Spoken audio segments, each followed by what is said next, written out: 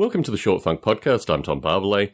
Today I want to talk a little bit about the community and some strange experiences that I've been having in the community recently. For the past year, well, really for the past 2 years, but identifiably for the past year, and this is even noted by folks that have worked on the local council member's election campaign. The local council member has done nothing for our area. In fact, he's basically been worse than useless. And my view associated with this is that we should independently, as a community, generate an action list and work to that action list rather than waiting for the council member to actually appreciate that we exist, which will probably happen, as cynical as I am, somewhere 6 months prior to his re-election campaign. And my view is, well, we've got a year and a half until that happens, so we might as well try and get some things moving. So I proposed this when, the normal thing associated with, well, let's talk about half a dozen things that have nothing really to do with the community. And I said, well, actually, one of the things I'd like to talk about, this is the board, basically 4 individuals now because people have resigned and left and done a variety of things. Begs the question why Schmuck Barbalet is still there in any case. So having offered this, that I'd want to talk about a series of things, the president basically, which is a theme here, asked me to specify exactly what I thought the problems were. So, I don't know what it was, maybe a Monday morning. I was able to rattle off 5 or 6 relatively rapidly. I mean, probably given time, I could have had a dozen items. But I think in this community, there's so little going on of positive note that you can just list where things are falling apart. Like, for example, there's now prostitution on the street that I live on.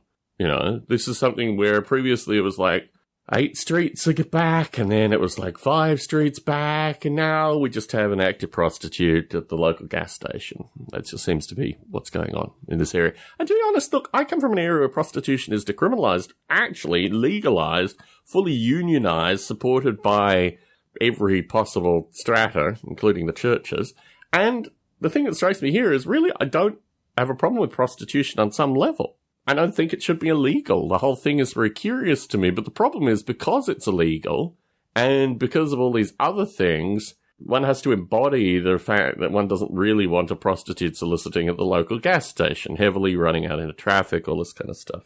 I guess effectively she's just a homeless person who runs out into traffic. So there's a variety of things in the neighborhood which really aren't working out. Thankfully, because of $6,600, we can now call out the city, get the city to do what the city does best, which is actually flush out the sewer. And we've had them out, I think, 3 times since we've got the thing installed. So, 3 times in 2 weeks. They've flushed out a bit up the line yesterday, which was wonderful. In any case, long list of things that are going wrong with this part of the world. And in response to this, the president didn't really acknowledge most of the stuff that I said, but wanted to focus on one of the things that I said. And then I made the point that when the local community centre got internet, the only way that I got internet for the community centre was because I shamed our local council member with the local university. In fact, the local university wanted to do stuff in the community. I said, look, we don't even have internet paid for by the city. So let's wait till the city actually honours its internet being paid for. And this got me in contact with the CTO back, I think, probably February last year. So, you need to do extraordinary things to get the local council member to do anything. At which point the president just took exception to this and went on and on and on, associated with how she had helped out as well. Well, it's true. She'd pointed me to people in the city who just pointed fingers at each other until it went a full cycle, and the person said, you should contact so-and-so, who was the first person that I contacted. So not a lot of productive use through that. Anyway, so I thought that was all done. Went to local community meeting, provided a list of maybe 5 things, 2 of which I'm actually doing within the community, one associated with surveying all the streetlights that are burnt out. There are quite a few, and also areas that need streetlights.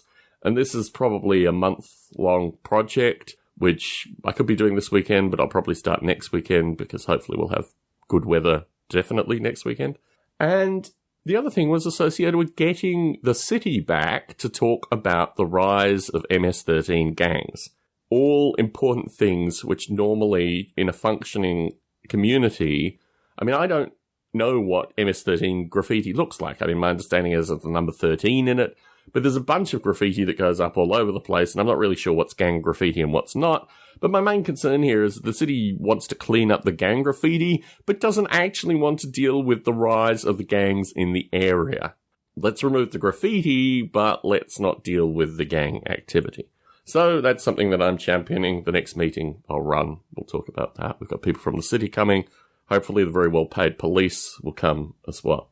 My perspective is, on some level, the local DNC's reaction to what happened federally is to try and isolate and then exclude anyone who might be an independent. These people might be stupid enough to think I'm a Republican. Who knows? But I'm clearly an independent.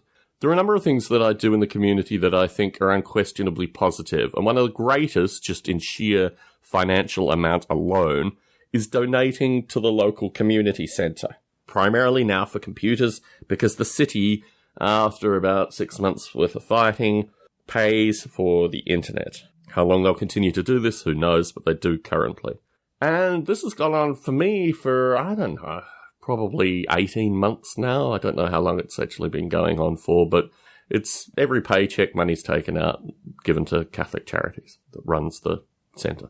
And this, I think, is, you can't fault this. I mean, my perspective is this shouldn't be in any way under attack. But the president, for whatever reason, and this could be systemic as part of a DNC action, or it just could be an individual operating in a somewhat unhinged fashion, decided to take exception to this thing and indicated that I may have a conflict of interest because Catholic Charities, funnily enough, hasn't delivered on the computers, and the whole community centre is basically going to pot.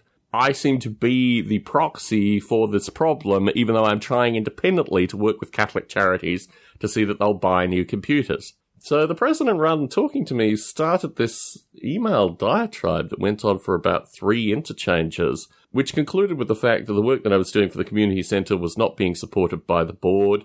This is the Neighbourhood Action Committee board, and wasn't for the benefit of the community, which struck me as surreal.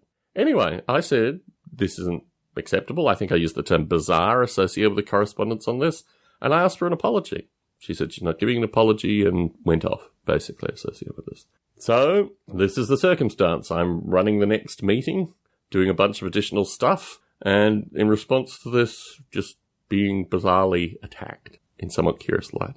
What has also come to light is that I'm the only member of the board, it appears regularly, that actually includes the other board members on board-related business. Like when I contact the city about certain things, I include the other members of the board. And most of the board doesn't do that because they were on the election committee and they just communicate directly. In fact, they communicate with a small group CC, not including me. So there's a bunch of stuff going on that I'm in no way informed of. And the whole thing just seems really, really petty. And again, common theme here, why am I wasting my time doing this? I think my only concern is the only way I'd get into the community centre on a regular basis is through this meeting. It's not generally open to adults through periods of time where I could access the community centre, and my means of seeing that the computers have not been updated, in fact, it's actually quite astonishing how out of date these computers are, comes through attending these meetings. And if I didn't do that, I'd just be giving money to the community centre for what appears to be very limited action at this stage. So this is the circumstance I find myself in. Tom Barbalet in San Jose, signing out.